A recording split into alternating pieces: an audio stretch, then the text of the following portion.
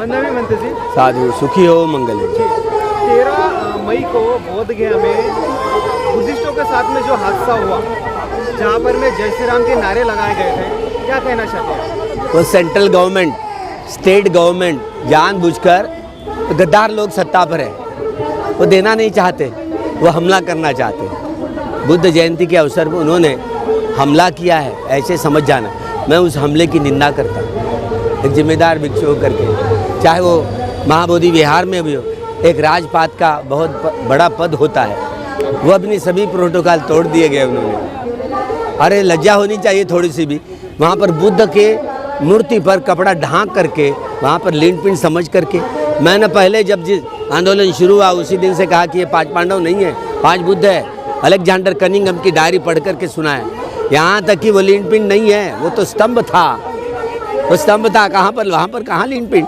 World heritage centre बनाया गया UNESCO में, नाम सम्राट अशोक ने वह बनवाया था। पुरातत्वविद सारे बात कह चुके हैं, अब कहाँ खो गए लोग?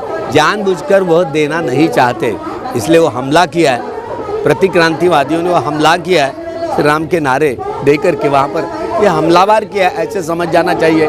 ये प्रतिक्रांतिवादियों के तरीके हथकंडे हैं, वो देना नहीं चाहते। और वो आई है सारनाथ में, वहाँ पर भी हिंदू देवी देवताओं को रखा गया एक था। नहीं, जब भी वो है, वो हमारा एक बनते हैं ना, उन्होंने बहुत सारी लीड किया वहाँ पर, इसलिए रैली की।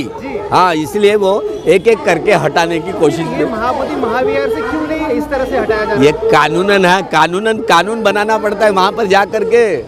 जब कानून बनेगा, जब उसका अमल होगा, वहाँ पर हटाने की, क्योंकि पार्ट देते हो जहाँ कलेक्टर रहा उद्देश, तो कलेक्टर ये एक्शन ले सकता है।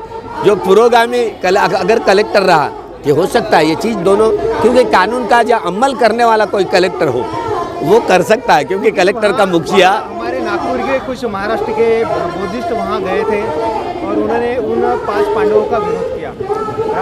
5 पांडव नहीं है कभी। पहले जैसे मैंने कहा कि 5 पांडव 5 बुद्ध है, वो कोनागमन का कुसुंद काश्यप सिद्धार्थ गौतम चौथे, और आने वाले सम्यक समुद्र बाबा साहब अम्बेडकर, वो 5 सम्यक संबुद्धों की मूर्तियाँ लगाई है। 5 पांडव नहीं है।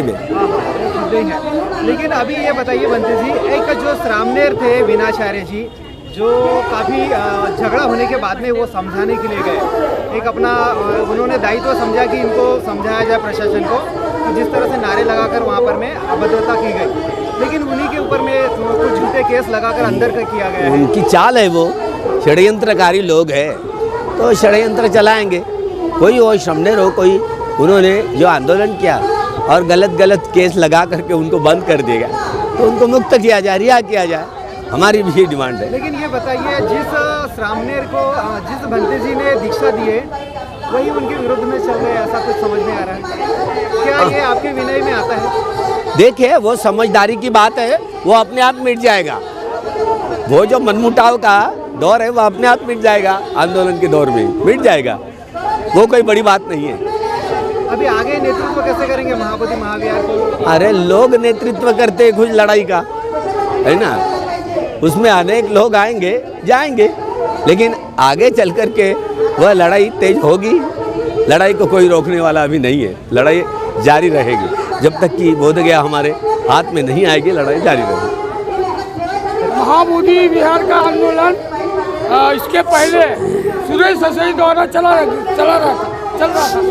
तब कांसी राम साहब को प्रश्न पूछा गया था कि महाबोधि विहार के बारे में आप क्या बोलना चाहते हैं, तो कांसी राम साहब ने महाबोधि विहार के बारे में बोला कि बोले पहले जो है दिल्ली में जो पंडे बैठे हैं उनको भगाओ, तो यहाँ के पंडे अपने आप भागना पड़ेगा, ये अपने आप भाग जाएंगे। तो इसका मतलब है तो हम अगले बार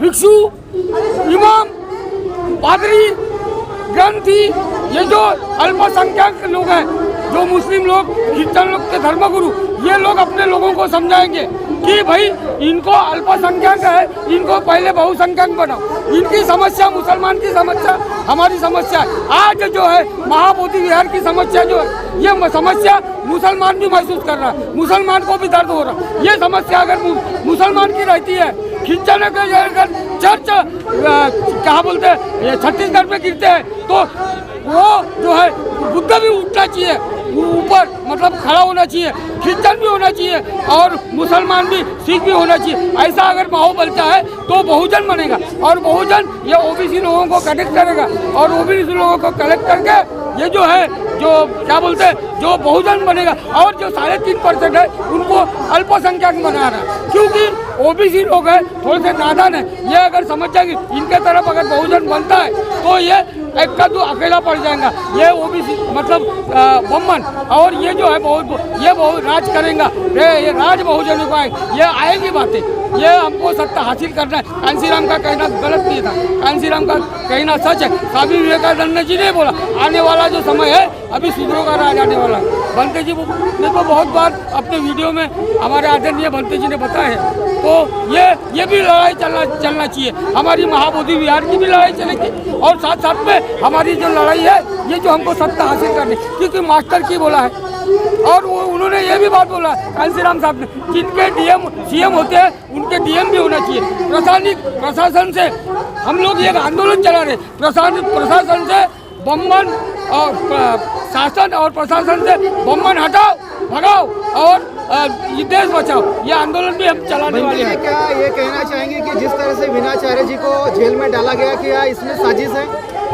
हाँ, वो जो है ना साम दाम दंड भेद ये जो नीति है उसमें से भेद नीति इनकी सक्सेस हो गई। कौन कर रहे होंगे? वो कौन है? बम्मन है, पूरा टारगेट बम्मन है।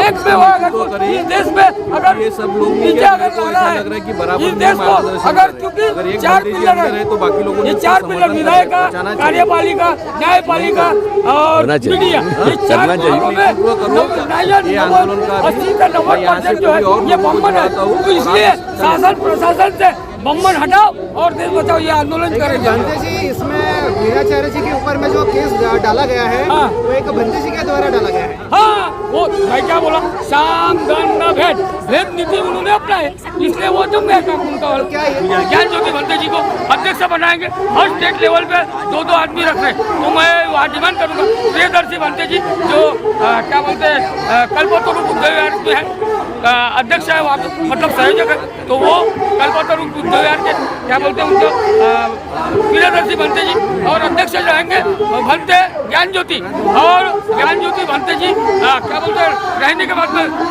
बिहार के ज़्यादा से ज़्यादा भंते लेने वाले, क्योंकि बिहार का आंदोलन उसलिए तो हमारे मैं वो डिमांड करूँगा। अगर वो नहीं सुनेंगे तो जहर मेरे हाथ में रहेगा और मैं वहाँ जहर गट मर जाऊँगा, मैं अपने भंते के लिए कुर्बान हो जाऊँगा। मैं यही संभाल सकते हैं अध्यक्ष अगर बनाना है तो ये पिछले बार जैसे चल रहा था, मैं आपको बताता हूँ पिछले बार चल रहा था ये यहाँ पे जो है राजेंद्र गहुल को अध्यक्ष बना रहे थे, हमको हमारे कानों कान खबर रख दी। मैंने लेटर निकाला और लेटर निकालने के बाद में मैं बोला भंते सुरेश ससाई अगर चले जाते ऊपर तो हमारे आदरणीय भंते जी अध्यक्ष बनना चाहिए, ये मैंने बोला था और इन्होंने बनना चाहिए ना तो भी हम आंदोलन करेंगे ऐसा बोला था और पूरा लेटर बुद्ध विहार में भेजा था। ये भंते जी को मिला था, इनको भी मिला था, तो उन्होंने जिनको अध्यक्ष बना रहे थे राजेंद्र गवई को उन्होंने सरसीट नहीं बनाए, उनको राजेंद्र गवई को जिनका भी जगह है आने वाले समय में जब ये ऊपर चले जाते हैं क्या नाम उनका वाला सुरेश ससाई जी तो हमारे आदरणीय भंते जी अध्यक्ष बनेंगे। साधु साधु बोलो, साधु साधु साधु। जय वंदे वंदे।